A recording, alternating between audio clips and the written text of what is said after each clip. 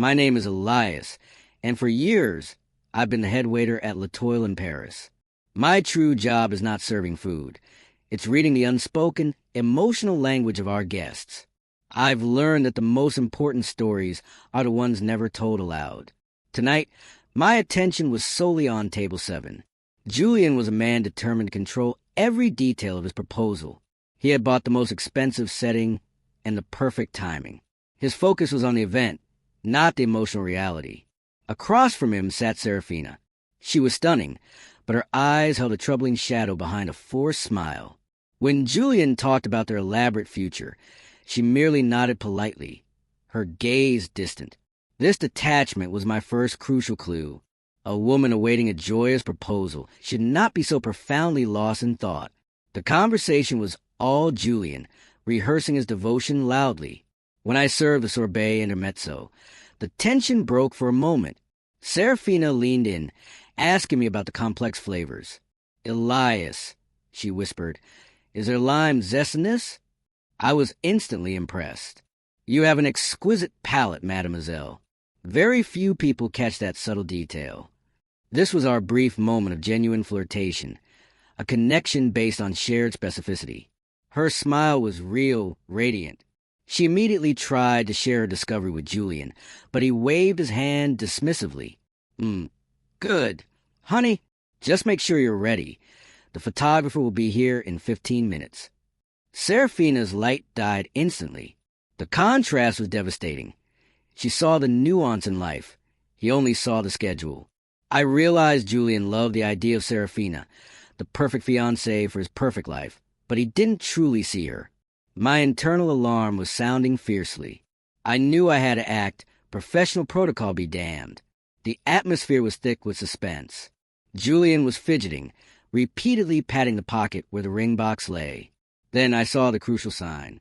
Seraphina reached for her water glass, but she wasn't holding the thin stem. She was clutching the heavy base with all 5 fingers, her knuckles stark white. This was not nervousness.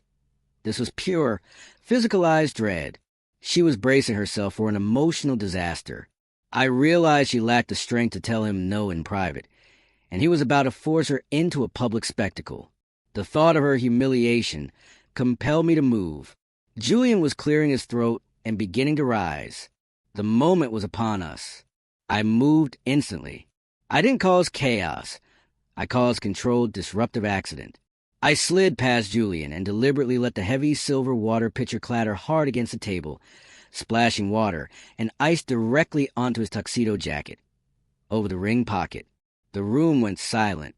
Julian roared, "What the hell, Elias?"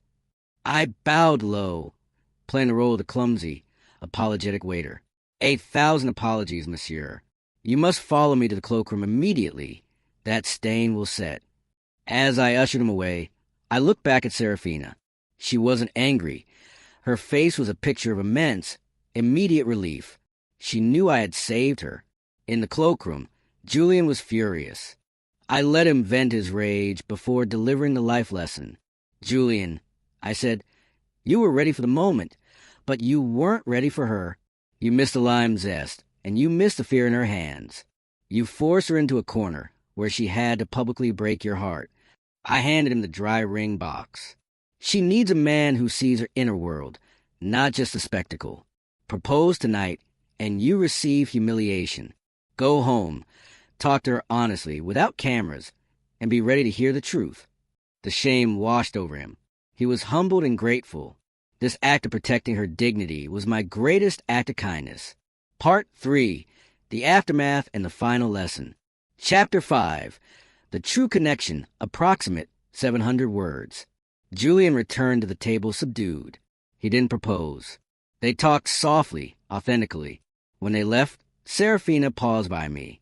"Thank you," she said, her eyes now clear and intense. "I hope you find the complexity you deserve," I replied. That shared secret was the most potent flirtation of all. Days later, Julian's humble video confession went viral. He admitted his fault, calling it the most profound life lesson a waiter had ever given him. The internet dubbed me the Sentinel of Sincerity. Weeks later, Seraphina sent me a note inviting me for a lime zest martini at a jazz club. I finally walked out of Latoile early. I was done observing. That night, I sat across from her. "I see you, Seraphina," I said.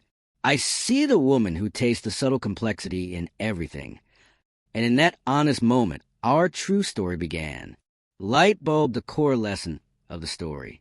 The enduring lesson drawn from this emotional story is one of deep, intentional connection. True intimacy and profound kindness are revealed not through grand, public gestures, but through the discipline of deep observation. The most valuable currency in a relationship is your presence, not your presentation. You must be willing to step out of your own script to truly see your partner's reality. Always pay attention to the emotional lime zest, the subtle, distinctive, and often scary truth that reveals itself when a person feels safe enough to stop performing.